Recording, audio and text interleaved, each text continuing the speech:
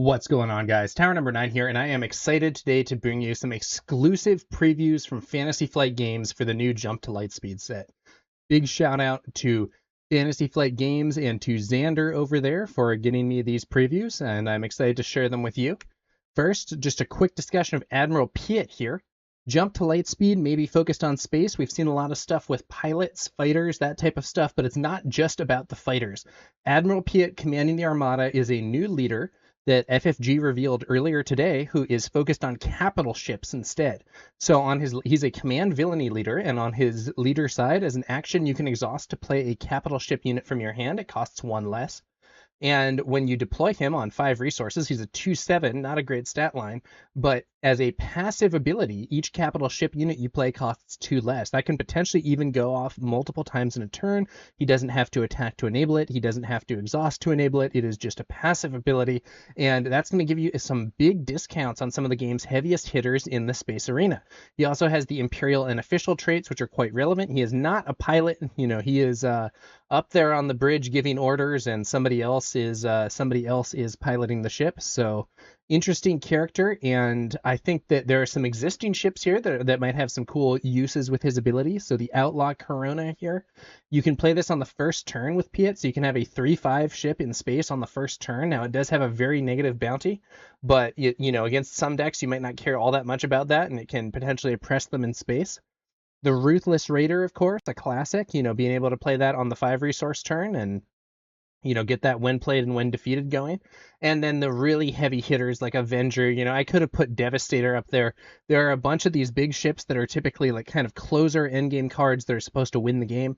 And Piett can bring out those win conditions earlier than other leaders. So pretty interesting with the existing cards, but you're not here for the existing cards. You want to see the cool new stuff that I have to show you. So FFG sent me 2 cards. Let's take a look. The first one here is the Quasar TIE Carrier. This is a 6-cost villainy space unit. It is a 5/7 Imperial vehicle capital ship, and on attack, you create a TIE Fighter token. A TIE Fighter token is a 1/1 villainy space unit with the fighter and vehicle traits. So this comes in 5/7. That's a decent stat line in space. And if the opponent doesn't deal with this, you can bring out a swarm of ties. Like every attack is going to make a new tie. And with Piett, you can bring this out for 5 resources or even for 4 resources, depending on the exact situation. If you have him out as a leader unit, this will cost 4. If you use his leader side ability, it'll cost 5. And it doesn't make a tie. It only makes a tie when you actually attack with it. It doesn't make one when you first played.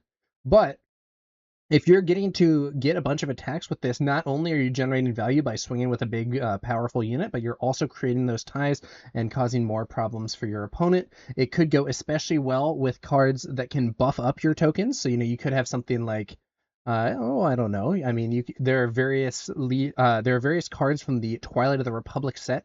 You could see, for instance, Commander Cody would, if you have coordinate enabled, and if you have the carrier Cody and even 1 tie coordinate is enabled, he could buff up the stats there. You could also see some of the cards that directly buff token units in particular.